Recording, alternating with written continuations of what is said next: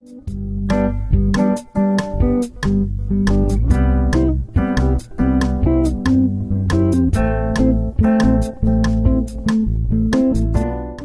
szeretettel üdvözlök újra mindenkit a Kisvakon csatornán. Vásároltam ma egy orchideát, mégpedig 80%-os árengedménnyel.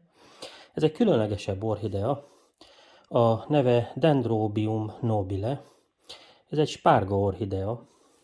Hogyha megnézzük a szárát, akkor nem egy olyan vékony valami, mint a pillangó lepke orchideának ugye a szára, hanem egy ilyen vaskos, spárgaszerű szára van. A baj csak az vele, hát miért volt így leértékelve, hogy rohadnak a gyökerei. Na, ezt megpróbáljuk most majd rendbe tenni, és le is fogom videózni a folyamatot, kiszedem, megtisztítom ezt az egész gyökérzetet, megnézzük, hogy állunk, aztán megpróbáljuk megmenteni. Egyébként ez egy nagyon drága orchidea faj, általában ezt ilyen 8-10 ezer forintokért szokták vesztegetni. Én viszont így árleszállításba igen olcsón jutottam hozzá, meglátjuk, hogy megérte a befektetés.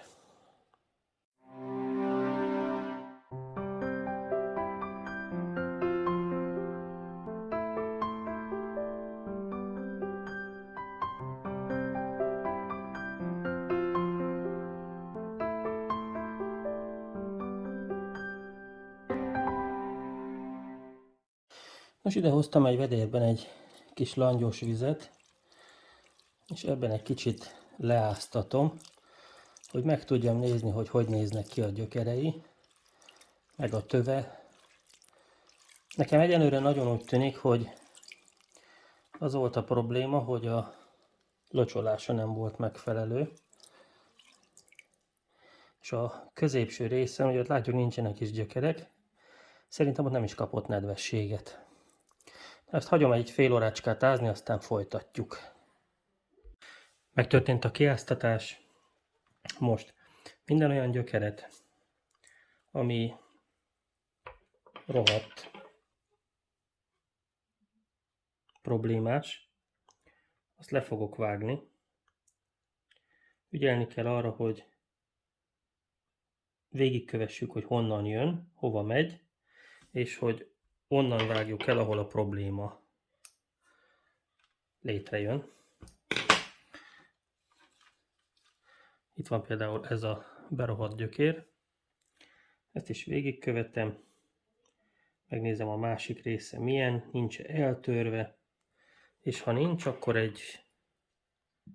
egy-két unyival fennebb vágom el, mint ahol a probléma van.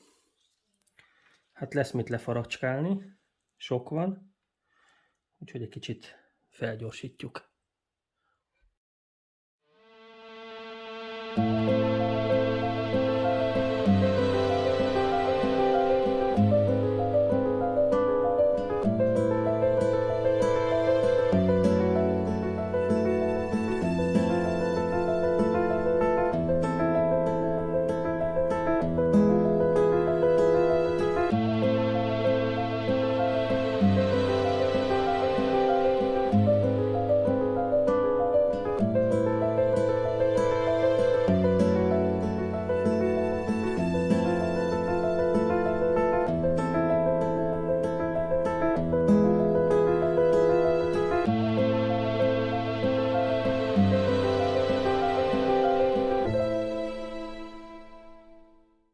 No, elkészült, nincs több fekete rész, azok kis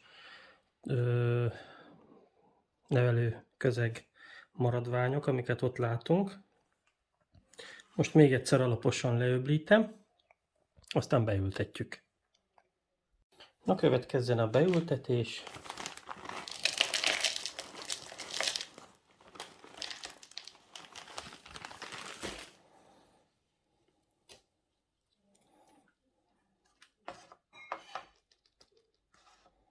Még volt egy darabka, ami beleragadt.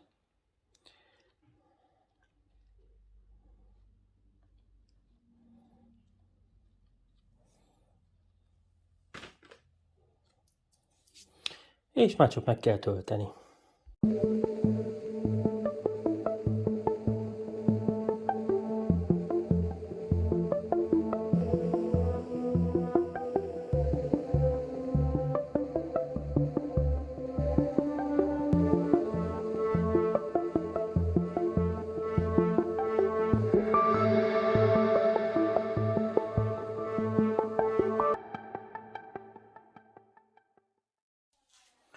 És most fél órácskára beteszem fürödni.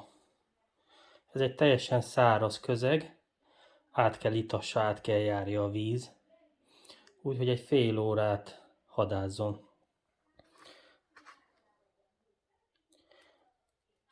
Türelmesen meg kell várni, amíg beissza a vizet, és egy fél óra múlva kész van.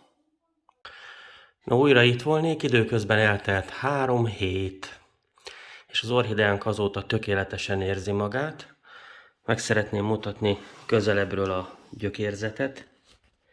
Gyönyörű, szép, hófehér, 3 hét elteltével minden gyökér teljesen egészséges, egyszerűen, gyönyörűen helyreállt.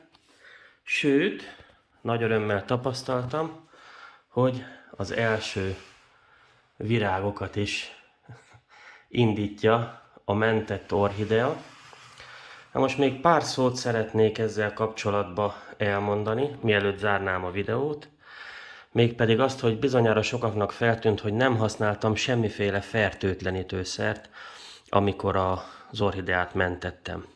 Ennek az az oka, hogy csak abban az esetben tartom szükségesnek fertőtlenítőszer használatát, hogyha a kibontott orchidea tő, tehát közvetlen pont itt a tő, ahonnan a gyökerek indulnak, is beteg és problémás.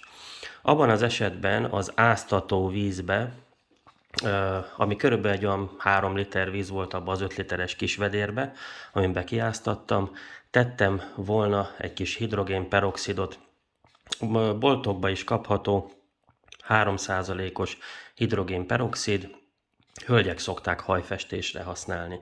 Na, egy olyan kis picinke flakon 3%-os hidrogénperoxidot beleöntöttem volna a 3 liternyi langyos vízbe kiáztatás után, tehát kiáztattam volna, leöblítem, majd tiszta 3 liter vízbe egy olyan kicsi hidrogénperoxidba belemártottam volna egy körülbelül 10 percre a tövet, de ennek nem volt szükséges, hiszen a tő rész nem volt problémás ebben az esetben, csak a gyökerek kezdtek el berohadni, de maga a tő, mint azt látjuk, egészséges, tehát erre nem volt szükség, de ha szükség lett volna, akkor azt tettem volna, hogy egy 10 percre hidrogénperoxidos vízbe áztattam volna, aztán leöblítem, és gyakorlatilag beültetem.